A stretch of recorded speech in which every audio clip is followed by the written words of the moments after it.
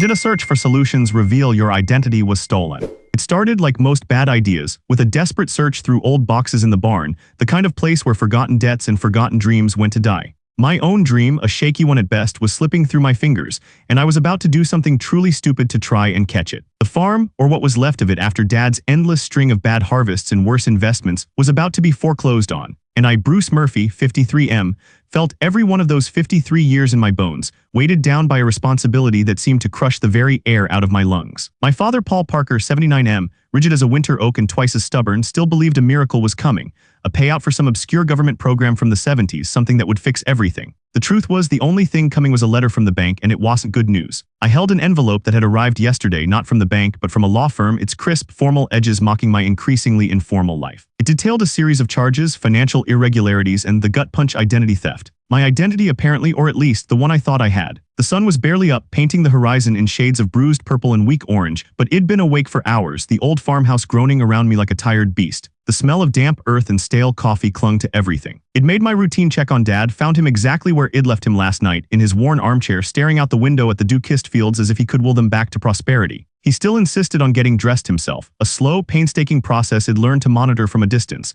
interjecting only when a button became an impossible challenge or a sock went missing. "Breakfast ready, Bruce?" he grunted, not looking at me. His voice was raspy from years of shouting over tractor engines and arguing with soil. "Almost, Dad," I replied, my voice feeling just as rough. My throat felt like sandpaper. Sleep had been a stranger for weeks. Between the endless farm chores, keeping Dad oriented, and trying to hold onto my part-time bookkeeping job in town, I was running on fumes and lukewarm coffee. The job, a meager lifeline, was the other source of my current predicament, that and Maria. Maria Taylor, 27F, had been a godsend at first, or so I'd thought. She had joined the small accounting firm I worked for about a year ago, fresh out of some online certification program, bright-eyed and frankly a little too eager. She was quick, almost unsettlingly so, and always offered to help with the fiddly bits, the reconciliation reports, the client data entries that usually took me hours. I'd been grateful for the extra pair of hands, especially with Dad's increasing needs pulling me away from the office. Now, looking back, her eagerness had a much more sinister edge. I remembered the day the first oddity popped up. It was about 6 months ago. A client, Mrs. Henderson, a sweet old lady who owned the antique shop on Main Street, called me directly, not the main office line. She was confused about a small, seemingly insignificant charge on her latest statement, a recurring subscription for some sort of cloud storage I couldn't place. I'd chalked it up to an error, perhaps a forgotten trial, and dismissed it.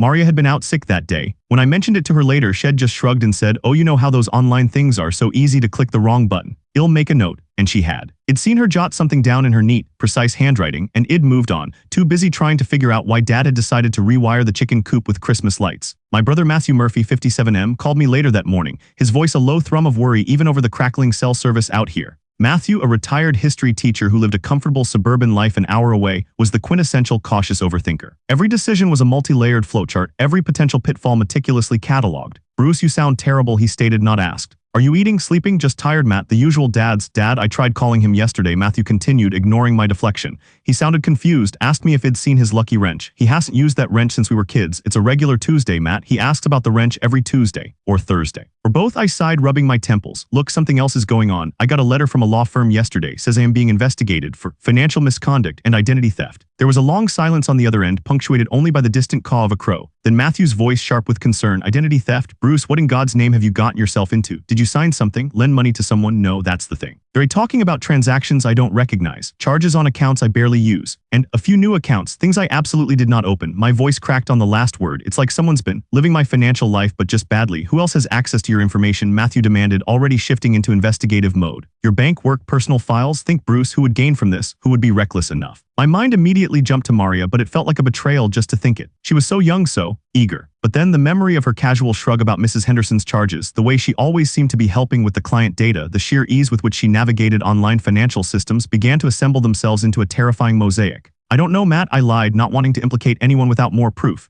"Just some strange charges. Nothing major until this letter. Nothing major until a law firm gets involved, Bruce. That's the definition of major. You need to call a lawyer. Immediately." "Do you even have a lawyer? I can barely afford groceries, Matt." "You think I've got a lawyer on retainer?" I snapped, immediately regretting the edge in my voice. Matthew always tried to help, even if his advice sometimes felt like a luxury I couldn't afford. All right, calm down. Let me make some calls. I know a guy, a family friend, does some corporate law, but he might be able to point you in the right direction. Just don't do anything stupid, okay? Don't try to fix it yourself." I mumbled a non-committal response and hung up. Don't do anything stupid. Easy for him to say with his paid-off house and his pension. I felt a familiar knot tighten in my stomach, the one that usually accompanied the realization that another bill was due or that Dad had forgotten his medication again. This was different though. This knot had teeth. The next few days were a blur of escalating panic. I tried to pull up my credit report online, but my usual login credentials didn't work. After a frustrating hour on hold, a chipper voice told me my account had been flagged for unusual activity and was temporarily locked. Great, just great. At work, Maria was her usual self, humming softly as she inputted data, occasionally offering me a cup of tea. She was always so pleasant, almost saccharine. It made the suspicion feel even more insidious, like a poison slowly seeping into my thoughts. I started watching her subtly at first, the way she typed fast and accurate, the way her eyes would occasionally flick to my screen if I was logged into a client's account, even for a moment. I even noticed her sometimes glancing at my desk calendar where I'd scrawled notes about Dad's doctor appointments, private things a colleague shouldn't need to know. One afternoon, I was struggling with a particularly stubborn spreadsheet and she leaned over, her perfume a little too sweet. Need a hand, Bruce? That one can be tricky if you're not used to their system. No, I've got it, I said, maybe a little too quickly. My hand felt clammy as I moved my mouse away from the financial software and opened a dummy document. The paranoia was starting to consume me. I tried to call my bank, but they needed an in-person visit for identity verification. The nearest branch was an hour's drive, time I didn't have with Dad and the farm. I felt trapped, caught in a financial spiderweb woven by someone else. The tension was a constant hum beneath my skin. I even started to look at Dad with a new kind of fear. What if this legal trouble escalated? Who would take care of him? Matthew lived too far, and frankly, while he was good for advice, he wasn't exactly built for daily caregiving. And then there was Ryan. Ryan Clark, 61M, my other brother, was a special kind of burden. He lived about 30 minutes away, supposedly starting up some kind of wellness retreat out of his sprawling, mortgage-to-the-hilt property. Every conversation with Ryan was an elaborate monologue about his latest venture, punctuated by thinly veiled requests for money or favors. He'd shown up a few weeks ago unannounced for dinner. He spent the entire meal critiquing Dad's farming methods, and then just as I was about to clear the plates, he'd casually mentioned he needed a small loan for a new meditation yurt. $50,000. $50,000 when I was struggling to pay for Dad's medication. It laughed, a harsh, unamused sound. Ryan had just shrugged, his self-centered worldview seemingly impenetrable. Thought I'd ask, you never know, he'd said, as if I had 50 grand stashed under the mattress. The idea of him stepping up to help with Dad was laughable. He'd probably try to sell Dad's tractor for parts to fund his latest business venture. The letter from the law firm kept gnawing at me. It wasn't just a threat, it was a deadline. They wanted a response, and they wanted it soon. Failure to comply would result in further legal action, potentially criminal charges. Criminal charges? For what? Someone else's mess. I spent an entire night staring at the ceiling, the old farmhouse creaking around me. My mind raced, reviewing every interaction, every shared document, every casual conversation. The only common denominator, the only person with access to enough of my information and the technical savvy to pull this off was Maria. But what was her motive? Why me? Wasn't wealthy, I was barely scraping by, unless it wasn't about my asterisk money. Unless it was about using my identity asterisk to get at other things, other clients, other funds. The thought sent a chill down my spine. The exhaustion was so profound it felt like a physical weight pressing me deeper into the threadbare mattress. I felt like a rat in a maze, and every turn led to another dead end, another wall. The farm, Dad's legacy, was crumbling. My own life was unraveling. And someone else, someone I'd trusted, was pulling the strings. The next morning, the desperation reached a boiling point. I was in the barn again, sorting through old tools, trying to find a spare part for the ancient well pump that had decided to seize up. My hands, calloused from years of farm work, trembled slightly as I picked up a dusty, forgotten toolbox. Inside, buried beneath rusty wrenches and brittle wires, I found it. A small, laminated card. An old, unused credit card still in its original packaging, addressed to Paul Parker. Dad had opened it years ago, probably forgot about it, a forgotten financial ghost from a time when he still believed in credit. The thought that flickered through my mind was audacious, dangerous, and utterly tempting. Could I use it, just enough to buy myself some time to hire a lawyer to fight back against this phantom thief? It was a terrible idea. I knew it was. But as I stared at that card, my own name being dragged through the mud, with legal threats looming and the farm about to be taken, it felt like the only option left. My back was against the wall, and doing nothing felt like a death sentence. I traced the raised numbers on the card, picturing the endless legal battle ahead, the bank's demands, Dad's confused face. I looked at the old card, then at the unopened, ominous letter from the law firm on the workbench beside me. A voice in my head, Matthew's voice, screamed, "Don't do anything stupid." But another voice, louder, fueled by exhaustion and fear, whispered, "What other choice do you have?" I picked up my phone, my fingers hovering over the numbers for the credit card company, a plan half-formed and wholly reckless already taking shape in my mind. I picked up my phone, my fingers hovering over the numbers for the credit card company, a plan half-formed and wholly reckless already taking shape in my mind. Matthew's voice, usually a comforting rumble, echoed in my head, sharp with warning, "Don't do anything stupid." But the silence of the barn, the weight of the foreclosure letter, and the specter of criminal charges whispered a different tune. Desperation was a potent drug, blurring the lines between right and wrong, between smart and utterly insane. I dialed. The chipper, automated voice on the other end felt like a cruel joke, guiding me through a labyrinth of options before connecting me to a human being. I swallowed hard, rehearsing my lie. "Yes, I'm calling about an old card, account number." I read the numbers from Paul's card, my voice surprisingly steady. "My father, Paul Parker, he's elderly and we're just trying to get his finances in order. We found this card, never activated." The representative was polite, efficient, too efficient. She asked for verification details Paul wouldn't know, details I barely remembered for my own accounts, let alone his. I fumbled, made educated guesses based on old tax forms, and finally, after what felt like an eternity, she confirmed it. The card was technically active, had been for years, but had never been used. There was a small pre-approved credit limit, barely enough for a week's groceries, let alone a lawyer. My audacious plan, born of panic, fizzled into nothing more than a spark. It was a dead end before it had even begun. My stomach clenched tighter. A week later, the lawyer Matthew had put me in touch with, a distant cousin twice removed named Arthur Finch, had managed to unearth more details than I ever could have. Arthur was a corporate lawyer, as Matthew had said, but he had a surprisingly sympathetic ear for the little guy. He worked pro bono for a few hours, a favor to Matthew, and what he found confirmed my darkest suspicions. The charges weren't just financial irregularities on my existing accounts. They were a sophisticated web of small transactions, often under the radar, funneled through newly opened digital accounts linked to my social security number, using my name, my address, even my date of birth. It wasn't about stealing my meager savings. It was about using my clean financial history as a conduit, a phantom pipeline for larger, more illicit activities. And Maria, it turned out, wasn't just eager. She was brilliant, and dangerously so. She's been using your identity to open shell accounts, Arthur explained over a crackling phone line, his voice grave. Likely for money laundering or to funnel funds from other clients who wouldn't notice small recurring charges. She set up direct debits for software subscriptions, data storage services, consulting fees, all for companies that either don't exist or are shell corporations themselves. Your name, Bruce, was the perfect cover. You're an honest, unassuming man, good credit, but not so much wealth that anyone would question why you were opening these small limit accounts.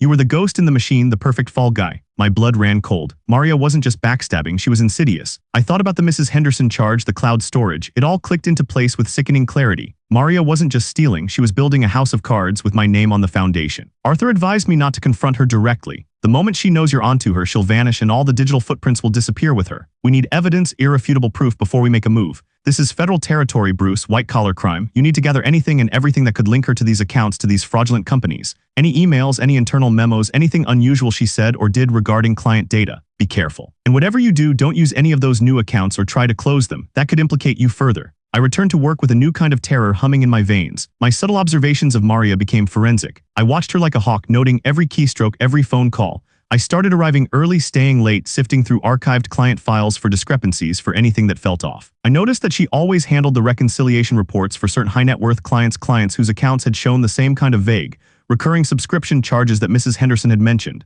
I began to keep a hidden log on my personal phone, meticulously documenting dates, times, and observations, a desperate attempt to build a case that would exonerate me. The exhaustion was still profound, but now it was laced with a desperate, frantic energy. My relationship with Dad became even more strained, a constant tightrope walk. His forgetfulness was worsening, but his stubbornness remarkably remained intact. He'd insist on feeding the chickens in the middle of the night or try to fix the tractor with a butter knife. The government payout is coming, Bruce, you'll see, he'd declare, his eyes bright with an unshakable delusion. I'd just nod, too tired to argue, too afraid of the reality that was closing in around us. One evening, I found him staring at an old black and white photo of him and my mother from their wedding day, tears silently tracking lines through the dust on his cheeks.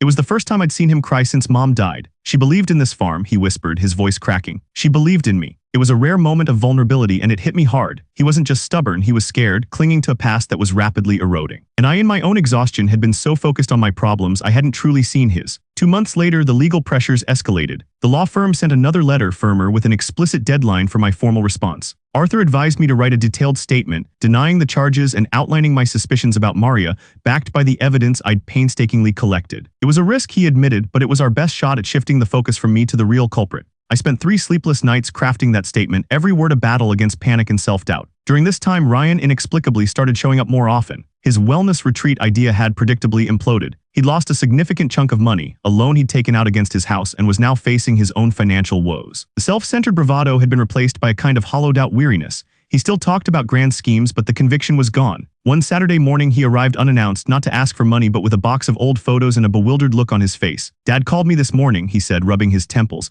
Asked if I remembered where he buried his lucky marbles. Said they were for rain. He was upset. He actually sounded concerned. Look, Bruce, this farm. It's really going downhill. And Dad, he needs more than just you. We need a plan, a real one. It was the most lucid, unselfish thing I'd heard Ryan say in years. I looked at him, truly looked at him, and saw not just the huckster, but a frightened man grappling with the decline of his own father and the disintegration of their shared history. He didn't offer financial help, couldn't, but he offered something more valuable, presence. He started coming over twice a week, helping with chores, taking Dad for short walks, patiently listening to his ramblings about the government payout. He even tried to fix the well pump, though he mostly just made it worse, but he was there. His willingness to show up, to engage even imperfectly, was a seismic shift. I started to see that beneath the layers of self-absorption, there was a scared younger brother who perhaps just never learned how to express care without a transactional element. He was learning now, slowly, awkwardly. As autumn deepened, bringing with it a chill that seeped into my bones, I made my move against Maria. Armed with Arthur's advice and my meticulous log, I approached my boss, Mr. Henderson, no relation to Mrs. Henderson, thankfully, a kindly but somewhat oblivious man who managed the small accounting firm. I laid out my case, presenting the evidence of the shell companies, the specific recurring charges on multiple client accounts, the login anomalies, and the suspicious patterns of Maria's work.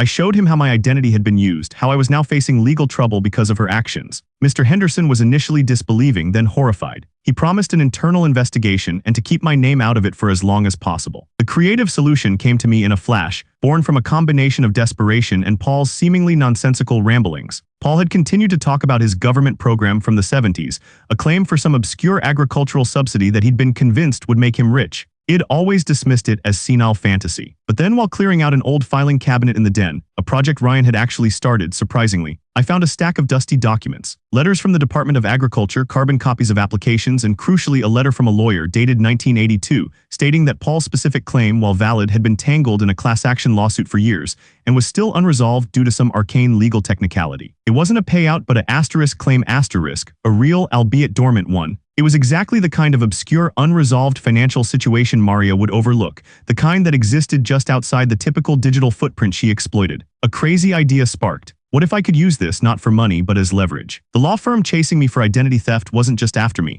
They were representing multiple victims, many of whom were clients of the accounting firm Maria worked for. What if I could offer them a lead, a bigger fish, in exchange for clearing my name? This wasn't about using Paul's credit card, it was about using Paul's history. I called Arthur again, my voice buzzing with a new energy. Arthur, you said they're looking for a pattern, a bigger network, right? What if I could give them that? I explained Paul's dormant claim, the class action lawsuit, and how it pointed to a specific, legitimate, but forgotten financial channel that Maria might have exploited without fully understanding its origin. It was a long shot, but if Maria was using old, obscure financial vehicles to launder money, this could be the key to understanding her methods. The resolution didn't come overnight. The internal investigation at the accounting firm moved surprisingly quickly. Mr. Henderson, once he understood the depth of Maria's deception, was furious. They caught Maria. She had been systematically siphoning small amounts from various client accounts, funneling it through the shell companies she'd set up using my identity, and then, in a twist of irony, through some of the obscure pre-digital financial channels Shed uncovered in her eagerness to help with old records, channels precisely like Dad's forgotten claim. She wasn't a financial genius, just an opportunist who was very good at exploiting the digital vulnerabilities of an older generation and the blind spots of busy, trusting people. My meticulous log, combined with Arthur's legal pressure, provided irrefutable proof. The law firm pursuing me, once presented with the evidence of Maria's broader scheme and her arrest, dropped all charges against me. My name was cleared. It was a vindication, a breath of fresh air that made me nearly weep with relief. The farm, however, remained a problem. The foreclosure had been put on hold during the investigation, but the reprieve was temporary. Paul's government program never materialized into a payout, but the information about the class action lawsuit, once revived by Arthur's legal team, opened a new avenue. It wasn't money, but it was a path to understanding an unresolved legal legacy, one that Arthur believed could be settled, perhaps not with a fortune, but with enough to buy the farm some breathing room to keep the wolves from the door for a few more years. Paul surprisingly became lucid about it. So no payout, huh? He'd said, a wry smile on his face, just more lawyers. But then he'd patted my arm. You did good, son, you're smarter than your old man ever was. That simple acknowledgement meant more than any payout. The farm was still a struggle. The well pump still needed fixing, the field still needed tending, and Dad still needed care. But now I wasn't alone. Matthew, ever the cautious overthinker, had helped set up a proper care plan for Dad with intermittent home health visits, allowing me more time for work and myself. And Ryan, despite his past, was genuinely committed. His wellness retreat might have failed,